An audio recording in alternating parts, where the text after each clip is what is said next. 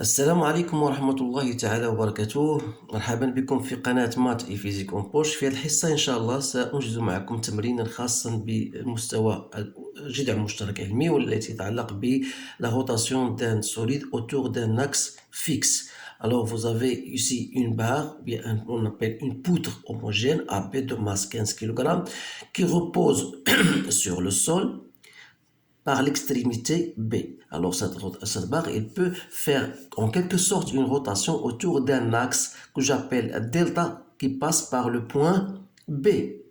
Alors je vais choisir le sens positif de cette manière-là. Donc on vous donne ces données-là. Première question, faire l'inventaire des forces, يعني جرد القوى المطبقة على هذه البوتر, puis représenter ces forces, أي مثل هذه القوى. Calculer l'intensité de la réaction R du mur sur la poutre et calculer l'intensité de la réaction R' du sol sur la poutre. إذا بالنسبة لهذا السؤال الأول، أولا هو جرد القوى. إذا نعرفوا بأن هذه la poutre AB, je peux dire qu'elle est soumise. Et donc, elle est soumise à des forces, le poids de la poutre, voilà, le poids que j'appelle P. Donc, il y a la réaction R, donc c'est la réaction du mur. Il y a une autre réaction que j'appelle R', ou bien comme vous appelez R', c'est la réaction du sol sur la poutre. Voilà, on a donc trois forces. Alors, il faut faire très attention parce qu'on vous a dit que le contact il se fait sans frottement. Alors, qui dit sans frottement, ça veut dire que la réaction elle est perpendiculaire au mur. Donc, voilà votre réaction R. Et vous avez le poids, donc toujours à partir du centre G, je vais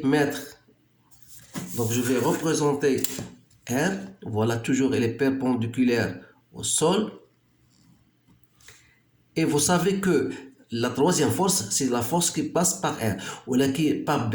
Donc cette force, vous avez bien sûr vu au cours que les trois forces sont concurrentes, c'est-à-dire elles doivent se couper, bien sûr, en un seul point. C'est-à-dire que la réaction, ou bien la troisième réaction doit passer par ce point-là. Donc voilà votre réaction R'. Donc voilà la représentation de ces trois forces. Donc n'oubliez pas que vous avez ici alpha, ça veut dire que vous avez aussi ici alpha. Donc parce qu'on va utiliser ceci.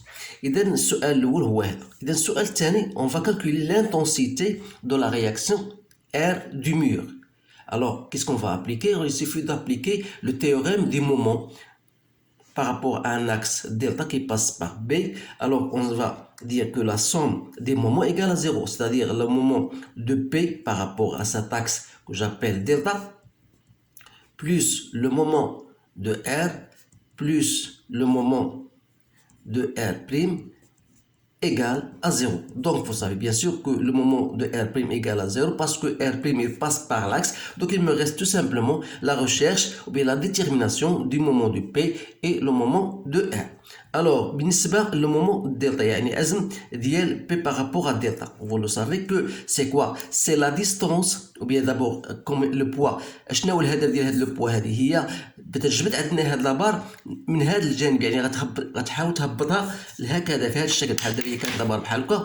اذا لو بوا عندها الهدف هو تهبط هذا الساق لهذا الجهه، يعني في اتجاه معاكس للاتجاه المعلن عليه، يعني غتكون هي موان بي في la distance qui sépare le poids, la direction du poids avec l'axe. Donc c'est cette distance que j'appelle D1. Voilà.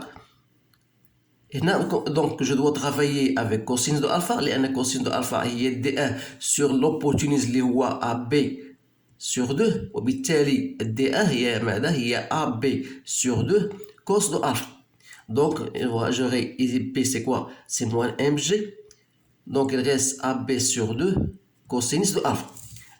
فيما يخص le moment par rapport au delta de R, la même chose que je vais appliquer, c'est quoi? C'est l'intensité R fois la distance qui sépare l'axe de rotation à la direction de R. Donc la direction de R est هذه. Donc la distance هذه, je l'appelle D2. Donc, comment je vais chercher D2? Toujours en appliquant soit cosine, soit sinus. Donc, je dois appliquer sinus de alpha. لأن sinus de alpha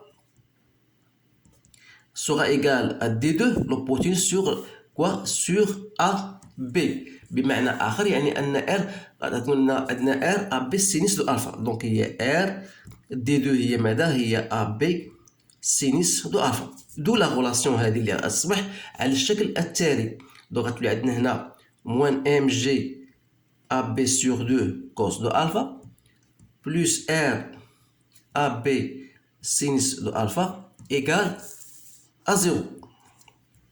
إذا الهدف ديالنا هو تحديد R, c'est-à-dire que R sera égal mg cos de alpha sur 2 sinus de alpha.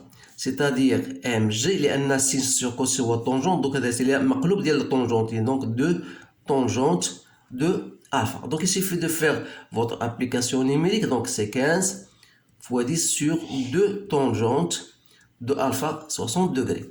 Donc je trouve que R égale à 43,30 newtons. Voilà votre réaction. Donc الآن يبقى لي التحديد ديال R prime. Donc il faut d'abord هنا tracer le polygone. Donc vous avez le poids. Et pour vous montrer comment il faut faire, donc vous avez le poids P et vous avez R. R comment il est perpendiculaire au poids. Donc voilà. Il est perpendiculaire au poids. Donc voilà votre réaction R. Donc il me reste R' pour que le polygone soit fermé. Donc voilà. R'. Donc هنا يمكن لي نطبق la relation de Pythagore qui peut me permettre d'écrire que R' au carré égale à P au carré plus R au carré. ومن هنا يمكن أن أستنتج ماذا؟ R'. R' donc c'est quoi? C'est la racine de P au carré plus R au carré. Voilà. Donc il suffit de faire l'application numérique.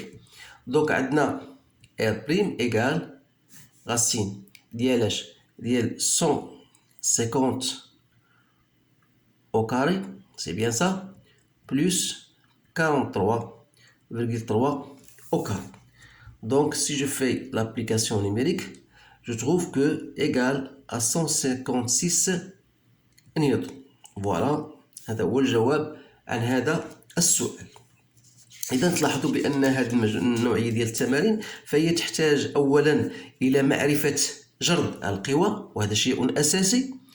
خاصك تعرف كيف تمثل هذه القوى على الرسم، هذا من جهة، وكيف تطبق مبرهنة العزوم، لأن هذا الأمر هذا شيء مهم، لأن بالنسبة مبرهنة العزوم خاصك تحظي مع الاتجاه المعلن عليه، الاتجاه الموجب اللي تقدر تحدو انت او يحدو لك الاستاذ الفرد، وتعرف كيفاش تخدم بهاد العلاقات ديال كوز دو الفا، سينز دو الفا، طونجون دو الفا. تنظن بان هاد الامور مهمه جدا، خاصك تمرن عليها باش ما تلقاش اشكال فيها.